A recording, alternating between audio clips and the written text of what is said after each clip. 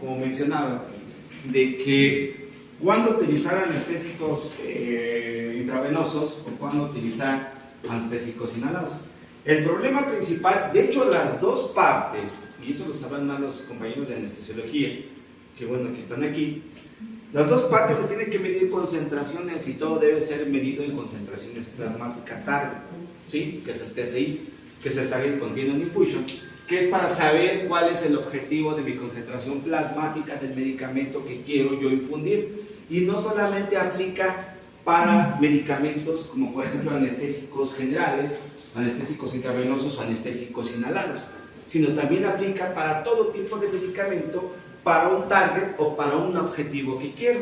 Aquí viene un poquito la clasificación de los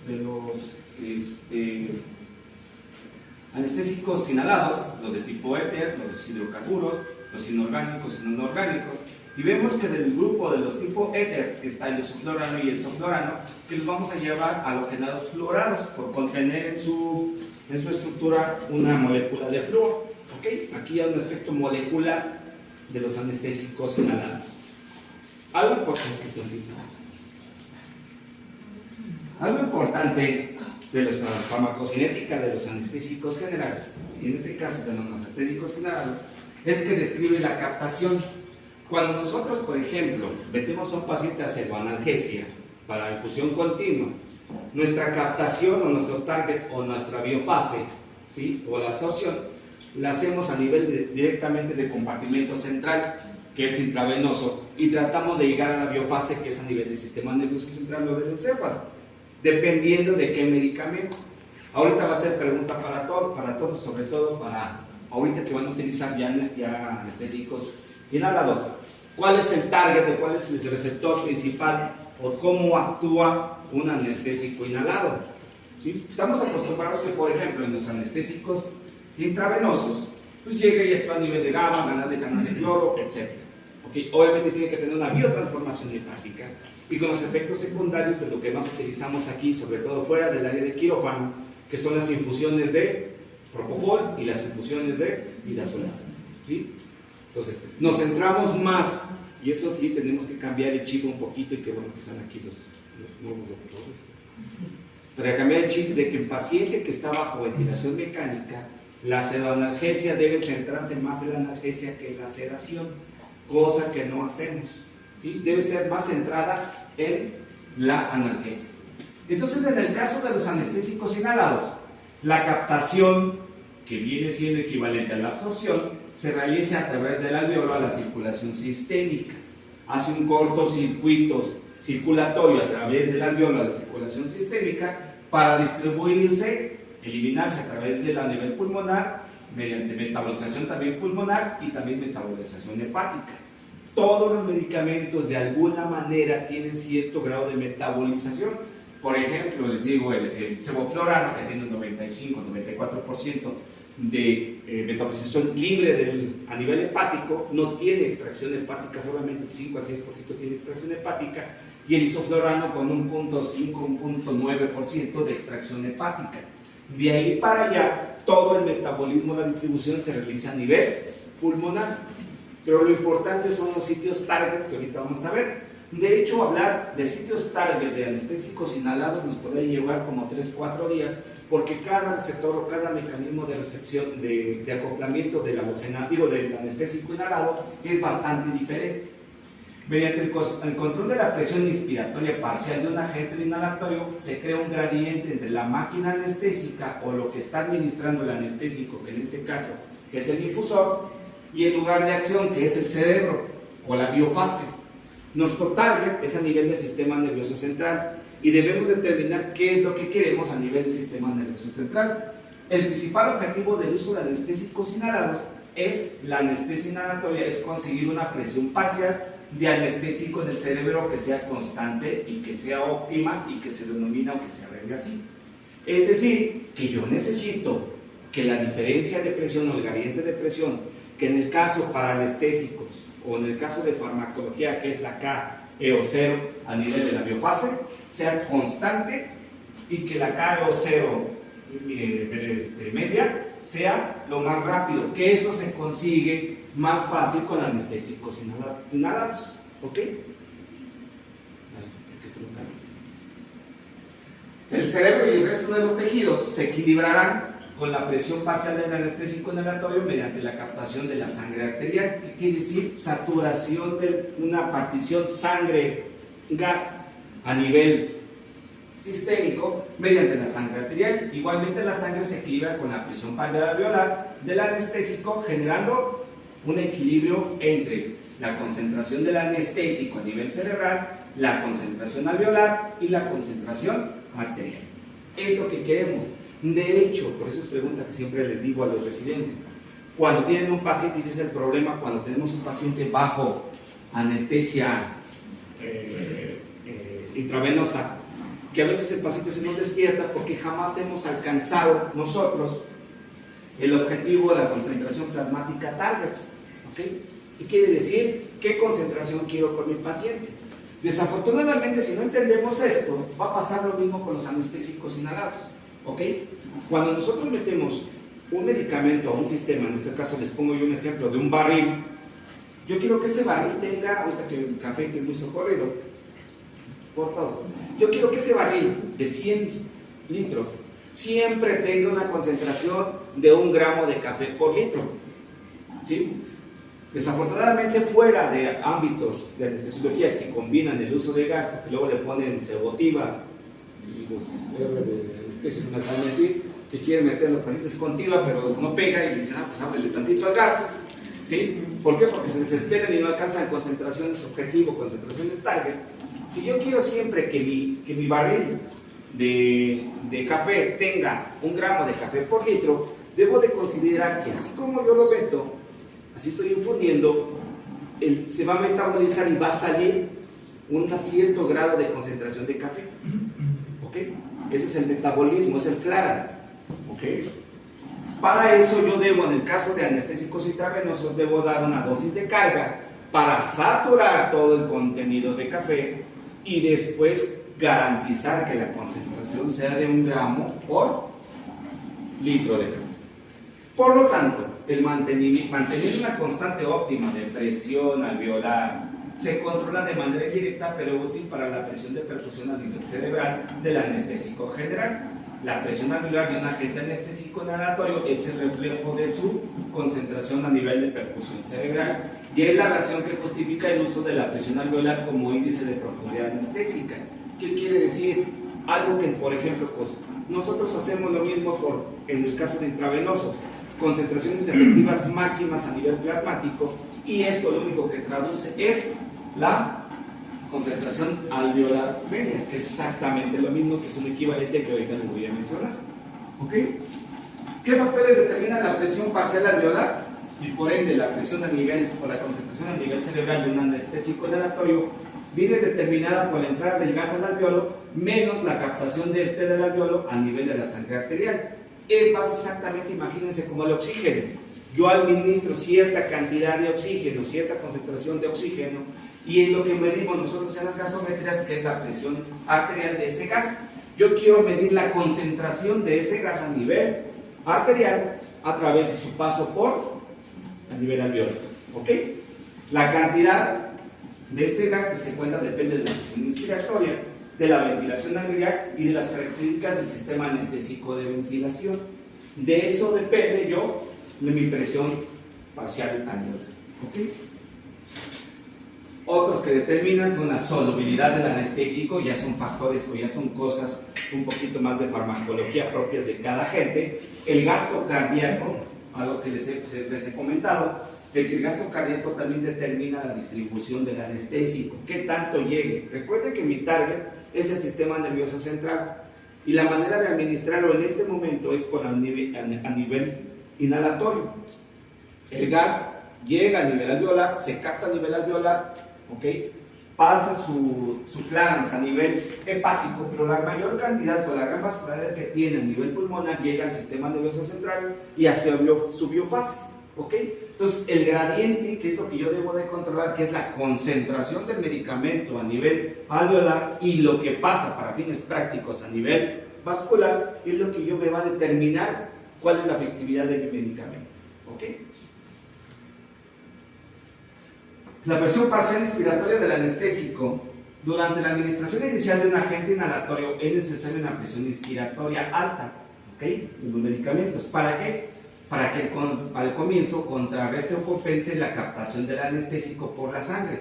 Va a tener que unirse o va a tener que pasar a través de la membrana alveolo-capilar y por lo tanto acelerar la inducción del paciente. Este efecto, ¿okay?, de la presión inhalatoria o la presión parcial inhalatoria es conocido como efecto de concentración. ¿Qué tan concentrado quiero ese medicamento?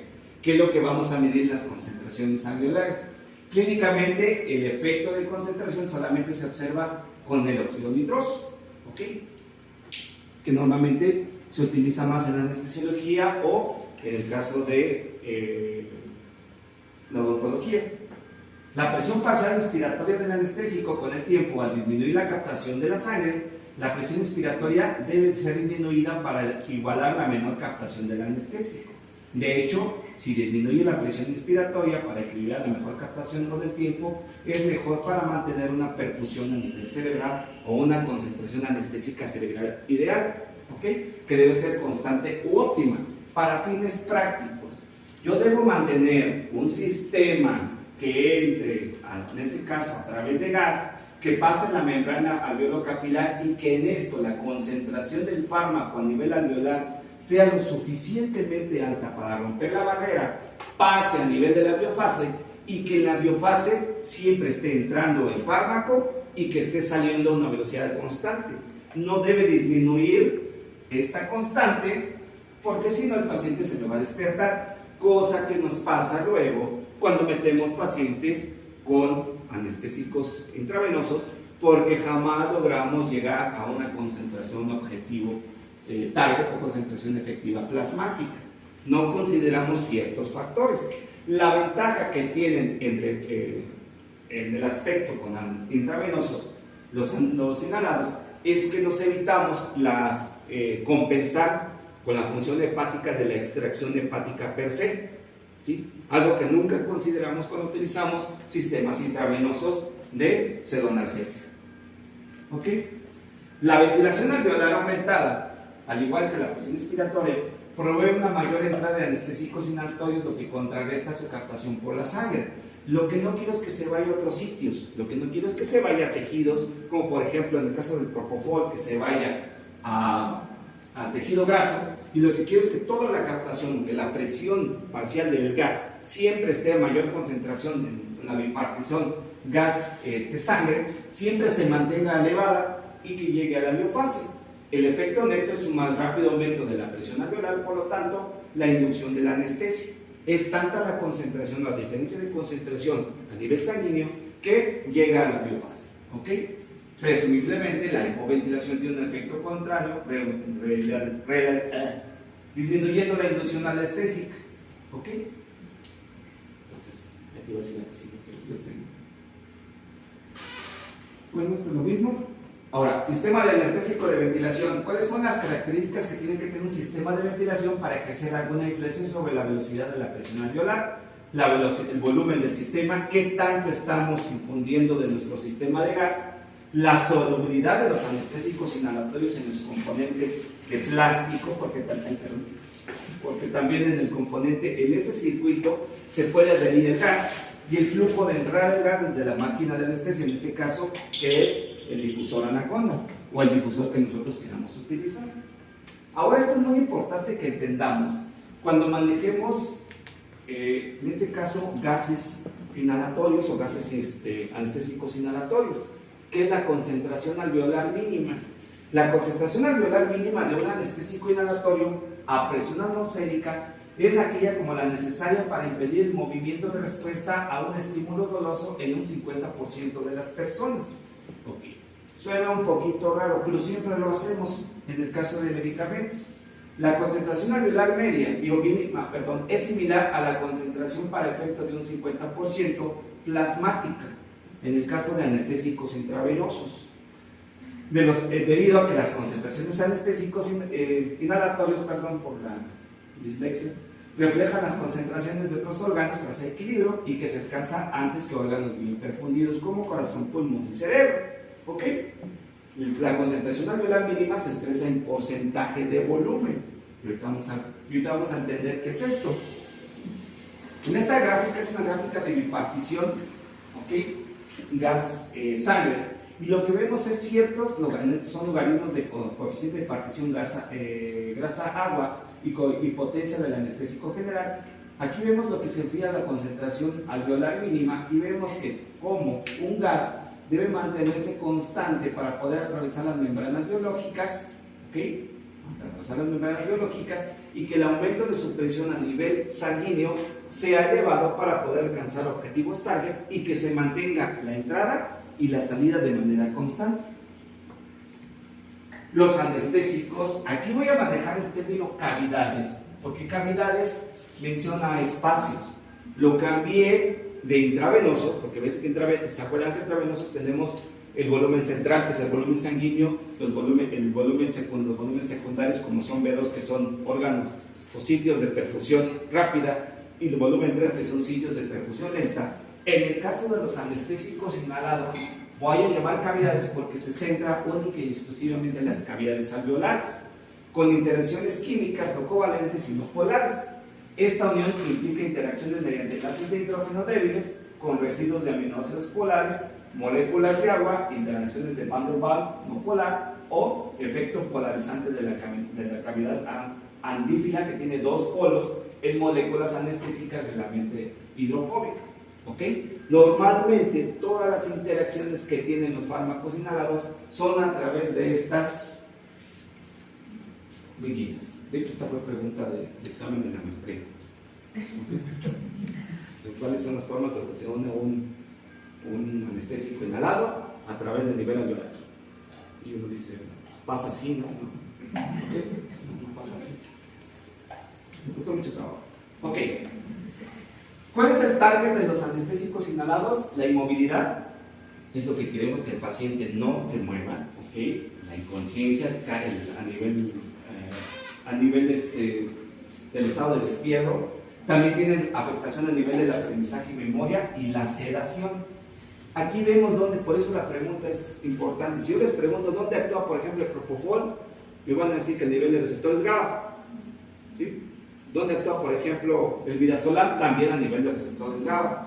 La pregunta, ¿dónde actúan los gases inhalados? Y ellos preguntan, ¿por qué? Bueno, están los residentes de anestesiología. Y ellos son los que le chachan más. En el aspecto, ¿dónde actúa un anestésico inhalado? ¿A qué nivel de tipo de receptores? ¿Manuel? Una parte es GABA. ¿Por qué se ha estudiado GABA? Porque es uno de los receptores que más se ha codificado. Aquí está el maestro Vidale, que sabe mucho de receptores. Está el maestro Vidale. Son muchas teorías en el aspecto de receptores. ¿Por qué se ha comparado con GABA? Porque es uno de los receptores a nivel del sistema nervioso central que se ha estado codificando y codificando y recodificando. Pero son muchas teorías del uso de anestésicos. Ese es el punto importante. Al tener muchas teorías, ¿qué quiere decir? Que aún no se sabe bien efectivamente cuál es el mecanismo de acción de los anestésicos generales. ¿Por qué? Porque son varios niveles a nivel cerebral. El aspecto de la movilidad es a nivel espinal por canales de sodio, canales de potasio especializados, TAC1, TAC2, TAC3, ¿ok? Y por un mecanismos presinápticos. Aquí jugamos con GABA presináptica y con GABA intrasináptica, ¿ok? Como receptor. La inconsciencia es a nivel, se ha visto que es a nivel de cambios a nivel del tálamo y a nivel del hipocampo, a nivel cerebral, y sobre todo por cuestiones de hiperpolarización. Para el caso de anestésicos inhalados, esto se ha descubierto, ya que por ejemplo gases como el sevoflurano, se ha encontrado que la inconsciencia a nivel talámico genera, el sevoflurano produce una hiperpolarización a este nivel talámico e hipocampal con concentraciones alveolares mínimas de 0.5.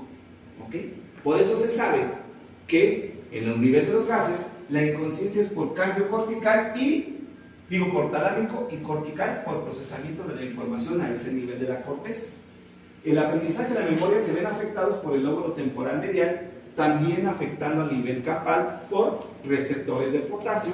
Y la sedación, aquí es donde me meto, en el aspecto del receptor GABA, por la subunidad 1 del receptor, a nivel de corteza y tálamo, receptores NMDA y canales K2.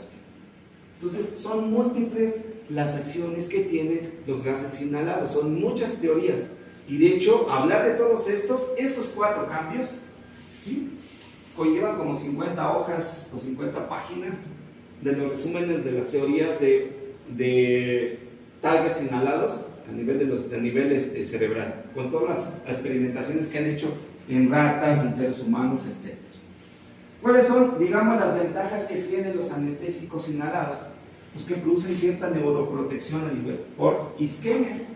La protección encefálica antiisquémica por los anestésicos inhalados es controversial. Algunos dicen que sí funciona y algunos que dicen que no. El punto, la evidencia que hasta ahorita tenemos es que sí, la pregunta es sí, pero en lesiones isquémicas leves. ¿Y por qué se produce la lesión cerebral? Por liberación excesiva de transmisores como son el glutamato y el estrés oxidativo causada por la lesión de la perfusión. Los anestésicos inhalados, ¿sí?, en isquemia leve, el más utilizado, pues esto se ha demostrado más con el uso de la ketamina, producen supresión de necesidades energéticas encefálicas o inhibición de la transmisión excitatoria, potenciando los receptores inhibitorios y los canales iónicos. Perdón, es que mi dislexia es muy grande. Todos estos estudios a nivel de neurotransmisores, de anestésicos inhalados, se vio por el uso de ketamina y qué tanta isquemia producía. Y en este caso, lo que hacen los anestésicos inhalados es inhibir la transmisión excitadora y exacerbar, ¿sí?, todo lo que es transmisión inhibitoria o neurotransmisores inhibitorios y bloquear ciertos canales iónicos. Esto se ha observado sobre todo en isquemias leves. Algo importante que tenemos que considerar es esto, los efectos cardiovasculares. Por el tipo de pacientes que nosotros manejamos, sépticos, renales, cardiópatas, ¿qué más? No, pues ya renal, ¿no? Hepatópata renal, producen alteraciones a nivel cardiovascular. Los anestésicos volátiles producen reducciones dependientes del fármaco, la contractilidad del miocardio, la resistencia vascular sistémica y la precarga con la disminución de la PAM. La depresión de la contractilidad se produce a nivel del calcio y a través de canales de calcio de tipo lentos y a través de adenosina trifosfatasa, que es estimulada por la concentración de calcio. Si me dicen cuáles son y esto es pregunta también de examen, cuáles son los efectos cardiovasculares, son a través de la mediación de los canales lentos de calcio, y de la adenosina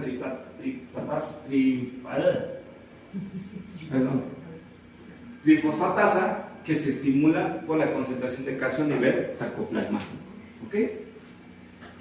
¿Cuáles son los efectos vasculares periféricos de los anestésicos inhalados? Igual, la liberación presináptica de noradrenalina, la inhibición de la entrada de calcio a nivel del músculo liso por los canales lentos de calcio. El otro efecto es la hiperpolarización de los canales de ATP sensibles al potasio y sensibles al óxido nítrico. Sin embargo, también fíjense, por eso son muchas teorías de cómo actúan los anestésicos inhalados. También pueden proteger al miocardio de isquemia y lesión por los mismos mecanismos o los mecanismos similares de los que se producen a nivel encefálico, como son efectos antioxidantes, antiinflamatorios y efectos de precondicionamiento. Esto dado por receptores G, citoprotectores, proteinicinas, PSK, todos los mecanismos RK, que son receptores o proteínas B, tirosinas o activaciones de canales de potasio sarcolémico. Entonces, son muchos mecanismos por los cuales tanto tiene efectos centrales como tiene efectos periféricos. Los estudios, como mencionaron, de las teorías de receptores de glicina, GABA-A y NMDA revelan puntos de unión de los anestésicos en la señalización neuronal crítica. Existen también residuos de aminoácidos esenciales como receptores anestésicos volátiles.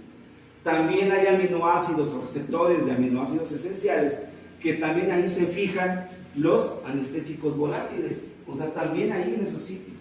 El sevoflurano se une a un sitio preexistente común en la parte superior del dominio transmembranoso, en los segmentos transmembranosos de una sola unidad de glicina y de GABA, coagonista con las unidades de NMDA y con receptores específicos de NRI, que son receptores especiales o receptores sensitivos a nivel del sistema nervioso central. Entonces, si se fijan, esto es más allá bastante complejo de decir nada más que se une a GABA. En este caso, en este modelo, ¿sí?, tenemos lo que es GABA, ¿sí?, ahora sí que una representación en rayos X de GABA, una representación gráfica de un modelo de rayos X de un receptor de GABA.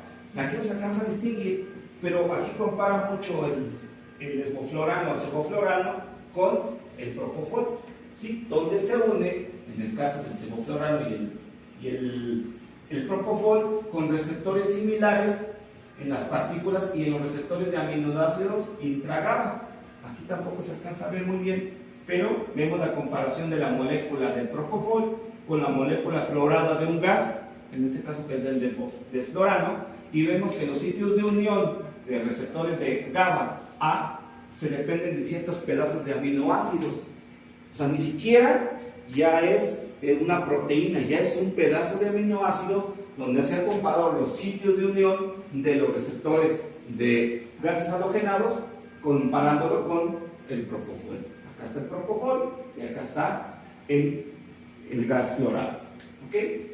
Esta es la señalización de GABA y cómo es la disminución de la hiperpolarización de la membrana a través del bloqueo o el antagonismo de los canales de GABA.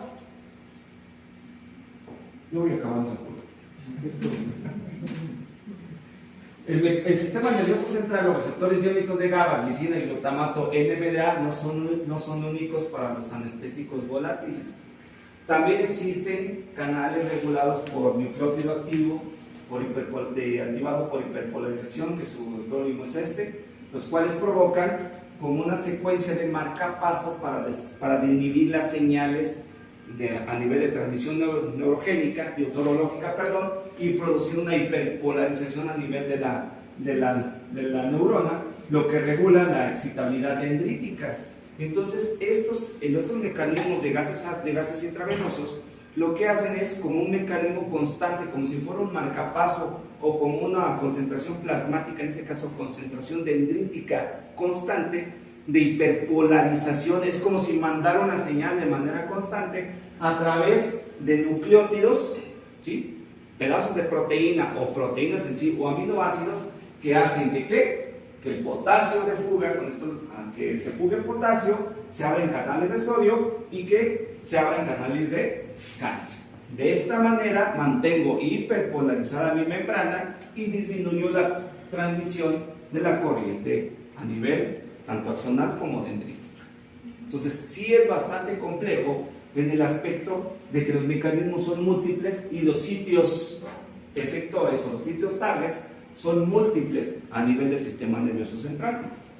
Los anestésicos tipo éter, que es el isoflorano, el ceboflorano y el desflorano, que son los fluorados, potencian la función del receptor GABA, potencian la función del receptor glicina, GABA A y el receptor de glicina R, que son los miembros de una superfamilia de canales iónicos a los receptores de ligandos con bucles de un lado y del otro, que también incluyen receptores nicotínicos permeables a cationes y los receptores de triptamina o de hidroxitriptamina.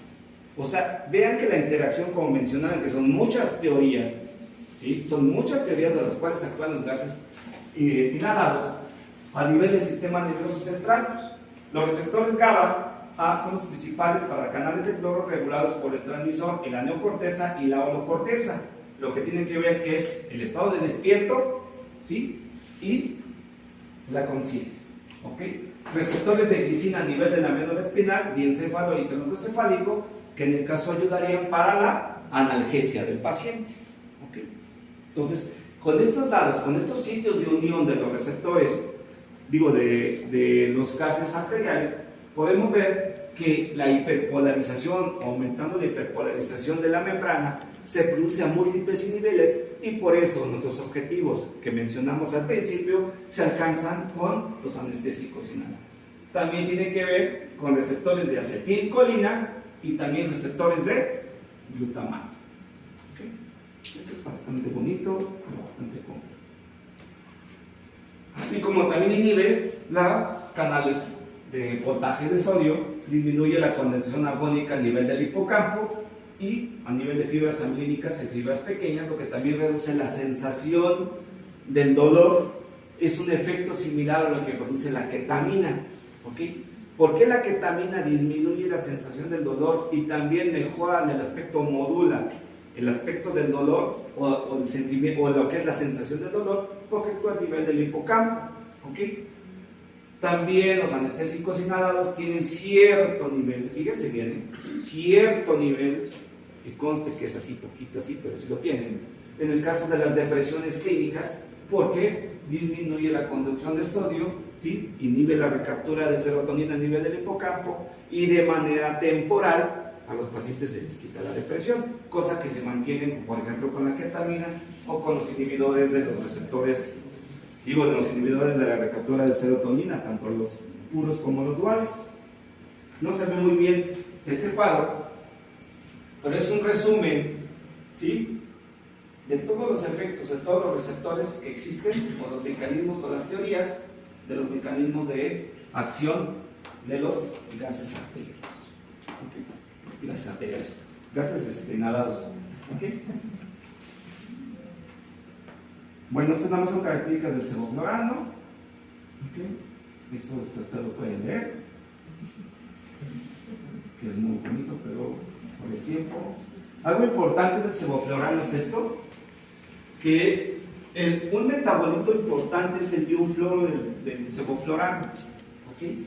Que es debemos de medir o evitar las concentraciones plasmáticas de este gas, ¿okay? Sobre todo por los efectos secundarios de la acumulación del ion fluoruro, pero en concentraciones o en los tipos de concentraciones que estamos manejando, realmente lo que debemos de evitar es nada más son los efectos secundarios y la biotransformación hepática del medicamento. Por eso no se recomienda tanto para uso prolongado, más allá de 14 días, 7 días más o menos. ¿Okay? No sé, ¿alguna pregunta que tenga? ¿No? ¿No? ¿Por qué no?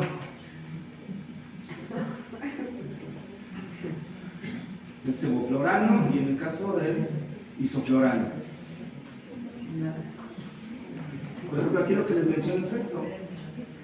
Realmente los estudios, solamente el 0.17% del isoflurano es captado para metabolismo hepático, porque hay algo que se llama tasa de extracción hepática. Todos los medicamentos o todos los fármacos invariablemente se van a extraer a nivel hepático.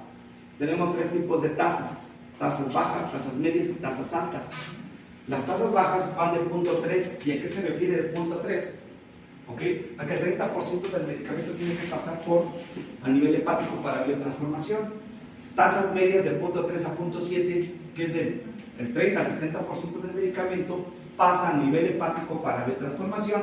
Y tasas altas de 0.7 hacia arriba, que la gran cantidad del medicamento pasa, o sea, arriba del 70%, pasa a nivel hepático o de extracción de hepático para su metabolismo. En el caso del isoflurano, ¿sí?, la tasa de extracción hepática es de 0.1. O sea, prácticamente el fármaco no necesita una tasa de extracción hepática para poder tener efecto, o que los metabolitos se acumulen y que tengan un efecto secundario. Y en el caso del metabolito principal del isoflurano es el ácido trifluoroacético, ¿sí?, que es un ácido mucho más potente que el ácido acético que utilizamos y que se utiliza en la industria farmacéutica o en la producción de algunos productos industriales. Este ácido es mucho más potente que el propio ácido acético, pero su producción prácticamente es nula. En ciertos pacientes con problemas de acetilación lenta o problemas, por ejemplo, a mí se me ocurre, por ejemplo, pacientes con insuficiencia hepática, con problemas de acetilación lenta, o pacientes con alto consumo de medicamentos como fentoína o medicamentos que afecten la biotransformación o los mecanismos de biotransformación de fase 2, sí puede ser que se produzca cierta producción de ácido trifluoroacético, ¿okay? Cierta producción, pero sería extremadamente raro, ¿sí? Extremadamente catastrófico para producir un efecto clínico con el isoflurano. ¿Okay? Porque, por ejemplo, ustedes preguntan de examen, ¿cuál es la fase? De las fases de metabolismo hepático, ¿cuáles son las primeras o cuál se afecta más? ¿La fase 1, la fase 2 o la fase 3, que son fases tardías? La fase 1.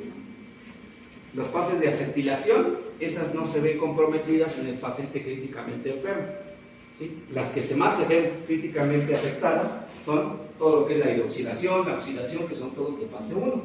En el caso del flujo de gases, prácticamente las fases de acetilación o desacetilación no se ven afectadas en el paciente críticamente enfermo, que por lo tanto el margen de seguridad con el uso de gases es un poquito más amplio que con el uso de anestésicos intravenosos. ¿Okay?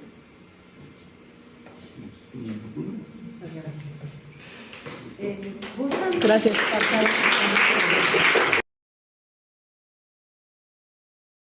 Soy médico anestesiólogo intensivista y el día de hoy les voy a hablar un poquito sobre el uso de halogenados. Nosotros en el Hospital de Alta Especialidad de Iztapaluca ya estamos usando los halogenados para la sedación de los pacientes. Entonces voy a hablar un poquito de algunos estudios que se han hecho y pues nuestra experiencia que hemos tenido como en el uso. Bueno, como ya les mencionó el doctor, los halogenados generalmente los utilizamos más en quirófano, somos los que estamos más en contacto con este tipo de fármacos y a veces en otro tipo de áreas no tienen mucha confianza para utilizarlos y de hecho pues ya en quirófano hemos tratado ya de utilizar la TIVA, la total intravenosa, en comparación del uso de halogenados. Sin embargo, este es un nuevo campo para, por ejemplo, el área de urgencias o el área de terapia intensiva, el ingresar los anestésicos halogenados, porque como les dijo el doctor, no tienen un mecanismo de acción único.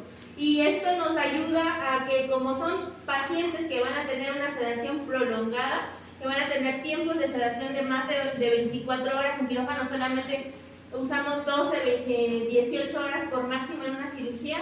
Esto genera que no tengamos tolerancia, que es algo que se genera en la unidad de cuidados intensivos o en la unidad de urgencias. Entonces, por eso es que estos fármacos se han tratado de ingresar al área de urgencias, al área de terapia intensiva. En comparación de quirófano, que ya los estamos tratando se han estado cambiando por el uso de intravenosos, pero principalmente es porque pues nosotros no vamos a utilizarlos por un largo tiempo y no se nos va a generar esa tolerancia. Vamos a tener que en la unidad de cuidados intensivos y como tal en ustedes que son del servicio de urgencias, la sedación es un procedimiento de vital importancia, ya que esto nos va a permitir que podamos hacer múltiples procedimientos y no solamente la sedación tendría que ser una parte fuerte, sino la analgesia, como se los comentaba el doctor. Ningún anestésico o inductor va a tener como tal sedación, o va a tener, analgesia, no nos va a quitar el dolor. El único que se ha estudiado es la ketamina. Y los anestésicos halogenados, por los mecanismos de acción que ya les mencionó el doctor, sí nos puede proporcionar cierta analgesia, que es algo importante que debemos de tener en los pacientes y que a veces se nos olvida, el dolor. Esto pues puede ser que el uso de la sedación permite que se adapten varias terapias que pueden ser incómodas o que pueden ser desagradables, como puede ser la ventilación mecánica o el simple hecho de colocar una sonda endopleural también puede ser muy incómoda y muy dolorosa para nuestros pacientes.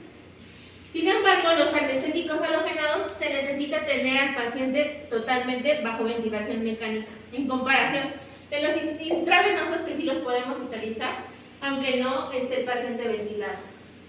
Como tal, lo que necesitamos es un fármaco ideal, como ya se los habían mencionado, pero como tal no hay un fármaco ideal. Todos los fármacos van a tener efectos secundarios y también un fármaco ideal sería que el fármaco en el que nosotros lo utilicemos tenga una vida media corta y una vía de eliminación también corta. Entonces, como tal, fármacos intravenosos, el que más se acerca es el propofol.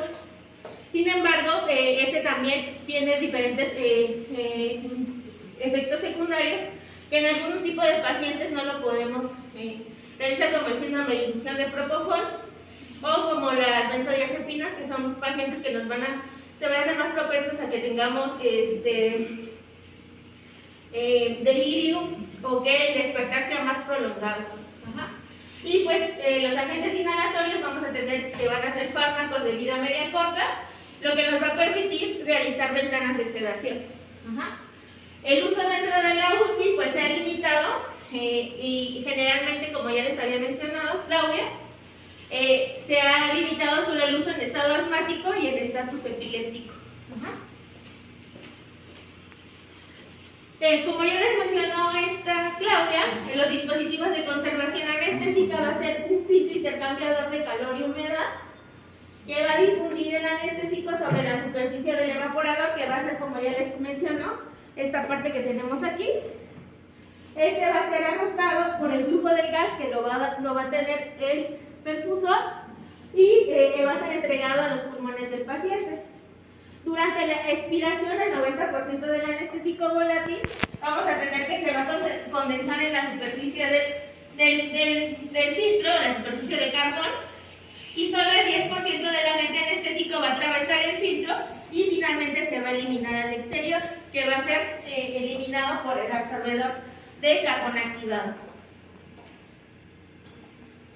Vamos a tener que dentro de las bondades de los anestésicos inhalatorios vamos a tener que van a permitir una inducción y recuperación rápida y agradable. Van a haber cambios rápidos en la profundidad anestésica, por lo que ya nos mencionaba el doctor. Puede generar relajación adecuada del músculo estriado. Van a tener amplio margen de seguridad, ya que los podemos monitorizar y evaluar la concentración alveolar mínima. Puede tener, no se ha visto tantos efectos tóxicos o de otras propiedades adversas a la dosis, y las concentraciones de los anestésicos inhalados que van a producir pérdida de la conciencia y de la memoria van a ser cercanas a 0.4 o 0.5 Gauss. La concentración alveolar mínima vamos a tener que va a ser, como ya les había mencionado el doctor, la concentración en el que el 50% de los pacientes van a tener ausencia de estímulo a un estímulo quirúrgico. Pero nosotros en el área de cuidados intensivos como tal, o en el área de urgencias, no vamos a tener un estímulo quirúrgico. Entonces, por eso es que en estos dispositivos vamos a utilizar concentraciones alveolares menores. ¿Por qué usar los anestésicos halogenados? Principalmente porque no van a producir depresión respiratoria, pero va a ser dependiente de la dosis. Nos va a permitir una extubación planificada, va a permitir ventanas de sedación y va a tener una fácil monitorización y una fácil dosificación. Generalmente estos fármacos no se van a acumular y el metabolismo va a ser inferior al 5%, como ya lo había mencionado el doctor. Principalmente sevoflurana va a tener una eliminación hepática, como ya le había mencionado, del 3 al 5%, y del isoflurano solo va a ser del 0.2. Van a ser independientes de la función renal y de la función hepática, y van a tener un efecto broncodilatador, algunos, no todos. Algunos de los efectos a nivel de aparatos y sistemas, vamos a tener que a nivel del sistema nervioso central puede generar vasodilatación cerebral. Esto va a ser a dosis mayores de 1 K. Va a aumentar el flujo sanguíneo cerebral y puede generar aumento de la presión intracraneal de 1 a 4 milímetros de mercurio. Y es por eso que estos fármacos generalmente o una de sus contraindicaciones es pacientes con hipertensión intracraneal. Van a generar disminución del consumo de oxígeno y a nivel cardiovascular puede generar vasodilatación coronaria, preacondicionamiento isquémico, por lo que ya nos mencionaba el doctor, a nivel de los receptores de calcio, ya que va a disminuir la entrada de calcio en las células miocárdicas y esto va a generar disminución de la isquemia. A nivel pulmonar va a generar relajación del músculo liso bronquial y a nivel renal principalmente sevoflurane, pero cuando se junta con la cal sodada principalmente, es cuando se va a formar el compuesto A. Generalmente esta exposición va a ser de 320 a 400 partículas por millón y generalmente no se ha visto que tenga repercusiones a nivel renal. Lo que sí es que se debe de monitorizar principalmente el ion flúor, porque este sí puede generar lesión renal y es por eso que no se recomienda el uso de sevoflurane más de 14 días. ¿Cómo va a ser la dosificación de los anestésicos halogenados a nivel de fuera de quirófano? Va a ser por el dispositivo de conservación anestésica, en este caso Anaconda. La dosificación en caso de sevoflurane va a ser de 2 a 7 mililitros por hora, lo que nos va a generar un CAP de 0.2 a 0.7%.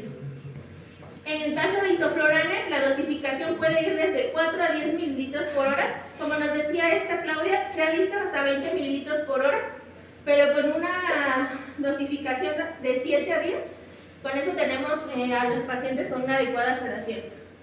Y en el caso de isoflurana, la dosificación va a ser de 4 a 10 mililitros por hora, y esto nos va a generar un CAM de 0.5 a 1.4%.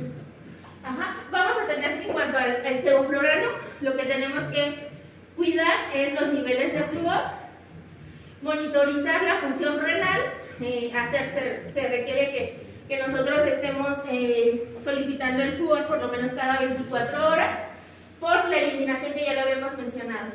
Y se recomienda el uso hasta 10 días, como media, pero algunos lo han utilizado hasta 14 días. Y en cuanto al isoflurane, pues es un fármaco que tiene mayor potencia, no se acumula o no acumula flúor y no hay un límite de días para utilizarlo. Se han utilizado hasta 23 días, 30 días en pacientes con ECMO y en realidad no han tenido ningún efecto secundario. Algunas de las preguntas que siempre nos mencionan es en cuanto al compuesto A.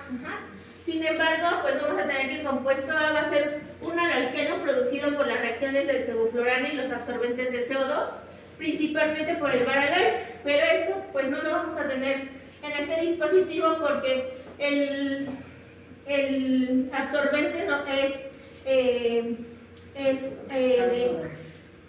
se me fue no es calzonado, sino es carbón activado. Entonces en realidad pues no se va a formar este compuesto. Generalmente durante la anestesia con sevoflurana, cuando se utilizan bajos flujos de gas fresco, se pueden producir de 8 a 24 partículas por millón del compuesto A y con de 20 a 32 partículas por millón con la cal varitada. Pero pues esto solamente se ha estudiado en ratones. En realidad en humanos no se ha visto que se produzcan grandes cantidades de compuesto A y las cantidades que se han producido necrosis de los túbulos proximales fueron en concentraciones de 80 a 100 partículas por millón, lo cual no lo alcanzamos ni siquiera en quirófano. Algunos de los factores que nos pueden hacer que se produzca el compuesto A va a ser el sevoflurane a altos flujos, gas fresco a bajos flujos, los absorbentes secos y la alta producción de CO2 y las temperaturas altas, que es algo que no vamos a tener con este dispositivo. En cuanto a la seguridad, porque pues en quirófano generalmente que tienen circuitos cerrados que van a absorber el gas y que lo van a eliminar, y esto pues a veces no lo tenemos en el área de urgencias o en el área de terapia intensiva. Se ha visto que la exposición que nosotros tenemos como tal al gas anestésico del personal es de 0.03 a 0.16 partículas por millón. Si nosotros estamos a la cabeza del paciente, cuando nosotros estamos aspirando al paciente, generalmente se va a tener 0.1 partículas por millón.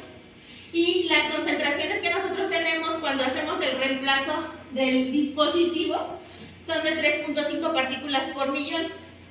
Cuando nosotros hacemos la aspiración o desconectamos el respirador que a veces movemos al paciente, se nos desconecta el circuito, podemos tener hasta 10 partículas por millón. La FDA y la el Instituto Nacional de Seguridad y Salud Ocupacional refiere que los niveles de exposición de los gases halogenados debe de ser de 2 partículas por millón, pero esto tiene que ser en un periodo de 1 hora. Entonces, si nosotros hacemos la succión, pues no vamos a estar ahí 1 hora succionando, entonces en realidad pues la exposición va a ser muy baja del anestésico halogenado. Ajá. En cuanto a la efectividad, vamos a tener que la sedación, como ya les había mencionado, va a ser un procedimiento vital. Y generalmente en los fármacos por vía endovenosa, principalmente las comparaciones que se han hecho de los halogenados es con midazolam. Vamos a tener que, al momento de que nosotros queremos hacer las ventanas, tenemos que esperar hasta 250 minutos para que podamos hacer una ventana neurológica, en comparación a los agentes inhalatorios que pueden ser de que nosotros suspendemos el fármaco y a partir de 10 a 15 minutos nosotros ya vamos a poder tener una ventana neurológica del paciente. Es una de las ventajas que tenemos en cuanto a los anestésicos halogenados. Estos son algunos estudios que se han hecho del uso de los halogenados en cuanto a la terapia intensiva. Este es un estudio del Medicine Care, en donde se incluyeron un total de 1027 pacientes, en donde se dio la sedación con sevoflurano por el dispositivo de conservación anestésica. Lo que ellos vieron fue que hubo una disminución en el tiempo de despertar. El tiempo de extubación de los pacientes disminuyó en comparación al uso de propofol o midazolam y generalmente no se observaron diferencias en la duración, en la estancia de la UCI, pero sí en el tiempo de que el paciente se pudo extubar. Uno de los principales efectos secundarios que se vieron en este estudio fue la hipotensión por la vasodilatación que generan los fármacos, pero esto va a ser dependiente de la dosis. Y este es un estudio del British, en donde se utilizó en pacientes posoperados de cirugía cardíaca, en donde ellos encontraron una disminución de las concentraciones de troponina en los pacientes que se utilizó con halogenado y hubo un tiempo más corto de la extubación después de la cirugía cardíaca. Generalmente estos pacientes estaban sedados por lo menos 24 a 48 horas y pues fue donde se vio que las concentraciones de troponina pues eran menores. Y eso principalmente por el preacondicionamiento isquémico que nos van a generar los halogenados. Este es un estudio también en donde se ha utilizado principalmente en los pacientes con estatus epiléptico suprarrefractario, en donde pues vamos a tener que generalmente se hizo en 45 pacientes.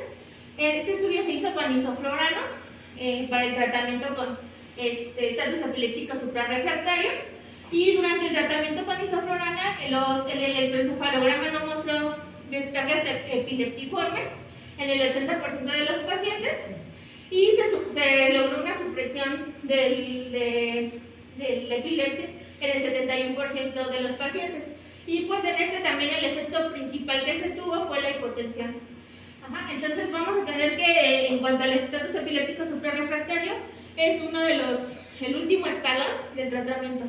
Aquí si tienen pacientes con estatus epiléptico puede ser también una buena terapia. En cuanto a los pacientes con broncoespasmo, también es pacientes en los que se ha utilizado, y esto es porque el halogenado va a provocar relajación del músculo liso de las vías respiratorias y disminución del calcio intracelular. Además, por una inhibición de la proteína C quinasa y reducción del tono vagal, va a ser uno de los mecanismos por los que se va a generar los anestésicos inhalados, ruptura del broncoespasmo. Y también se ha utilizado en pacientes con ECMO, como lo comentaba esta Claudia, y pues se ha visto que pues ha tenido varias mejorías en cuanto a la comparación del uso de sevoflurane y isoflurane con midazolam y propofol.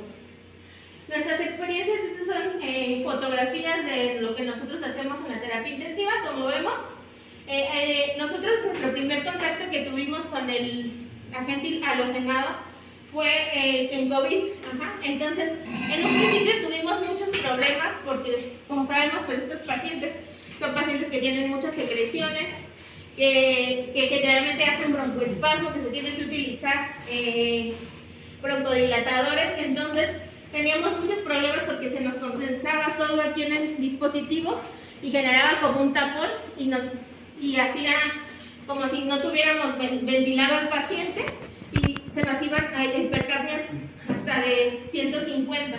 Entonces lo que nosotros hicimos, o que lo que nos ayudó el equipo de Claudia, fue que usáramos el dispositivo Anaconda en la rama inspiratoria, como lo podemos ver aquí. Y esto lo que va a generar es que no se tenga que atrapar o podamos hacer podamos hacer las aspiraciones y que no se conjunten las secreciones en el dispositivo. Y esto lo que genera nada más es que ahí sí tendríamos que utilizar nuestra cascada o humidificador, porque ya no sería el efecto de que tiene el dispositivo. Y en este pues es generalmente como lo utilizamos. Generalmente este es el dispositivo en el que nosotros podemos medir la concentración del fármaco, que es este que tenemos aquí, que es el que tenemos acá, donde podemos ver la concentración alveolar mínima, que sería esta, y además pues nos permite tener la capnografía, que es algo bueno. Y pues como vemos, generalmente vamos a tener un paciente con estabilidad hemodinámica y pues en COVID-19 nosotros utilizamos 351 filtros. De estos 88 fueron hombres y 43 fueron mujeres, y lo utilizamos generalmente. El promedio de que nos sirvió el filtro fue aproximadamente de 48 horas. Como sabemos, pues no todo es maravilloso, pero entre las principales complicaciones que nosotros tuvimos al utilizar el Anaconda, pues fue, como les mencionaba, la hipercapnia, pues que esto generaba acidosis y que al momento de que pues se tiene que cambiar el dispositivo en algunos pacientes, pues sí generaba desreclutamiento. Entonces, las ventajas de que tiene el utilizar el halogenado, pues va a ser el rápido inicio, que no generas tolerancia, que no va a generar taquifilaxia o abstinencia. El aclaramiento del fármaco va a ser a nivel pulmonar, en un 95% a nivel de sevoflurane y disoflurane de un 99.8%. Va a generar bajos niveles de metabolismo hepático, generalmente no van a tener metabolitos activos, puede generar broncodilatación, va a tener un efecto anticonvulsivo y no van a tener alteraciones de los marcadores a nivel renal o hepático, haciendo paréntesis con el sevoflurane que pues ya les mencioné, o lo del flúor. Dentro de las desventajas que tiene el uso de los halogenados, pues va a ser la vasodilatación cerebral, que esta va a ser dependiente de la dosis, el aumento de la presión intracraneal, la hipotensión, pero esta va a ser dependiente de la dosis. Se recomienda que nosotros iniciemos con una dosis baja y vayamos haciendo un aumento de 0.5 a 1 mililitro por hora hasta que nosotros podamos alcanzar nuestra concentración, para que no tengamos este efecto de hipotensión. Y con isoflurane principalmente podemos tener un efecto de taquicardia refleja. El riesgo de hipertermia maligna, pues en pacientes que están genéticamente predispuestos, y el aumento de los niveles de flúor sérico, pero que no se ha visto en estudios datos de nefrotoxicidad. Y bueno, como conclusiones, pues la sedación con inhalada puede ser ventajosa en algunos casos y va a proporcionar un método alternativo para lograr una sedación en pacientes críticamente enfermos. Se tiene que tener una adecuada monitorización de los niveles de CO2, porque es de los principales efectos secundarios que vamos a tener con este dispositivo. Y pues la capacitación del personal al momento de que nosotros hagamos la carga del fármaco, porque a veces ahí es donde pues se tiene la mayor exposición. Y pues no sé si tienen ustedes alguna pregunta, duda.